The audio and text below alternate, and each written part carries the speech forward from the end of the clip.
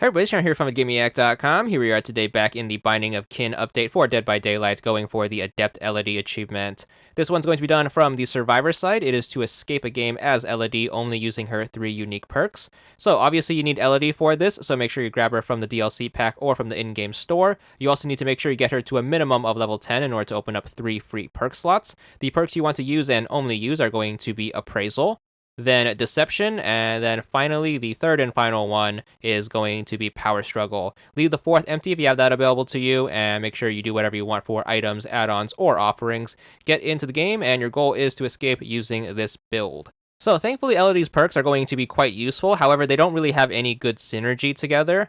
So to explain them separately, we're going to start out with her first perk, which is going to allow her to pull items out of empty chests.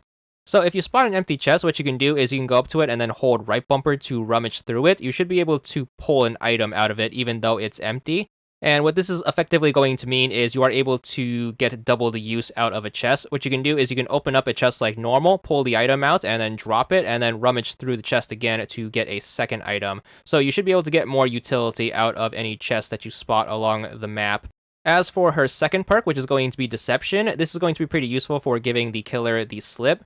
If you happen to run by a locker, what you can do is you can tap the right bumper button as if you were to go inside to hide in it. What's going to happen instead is the locker is going to open, which should make a squeaking noise, and that should trick the killer into thinking that you have hidden in the locker. Then her last perk is going to be the ability to pull the pallet down whenever the killer is carrying you, which can be useful. However, you are going to have to build up your wiggle bar quite a bit before using it, and obviously very situational since most killers tend to avoid going through pallet areas whenever they are transporting someone.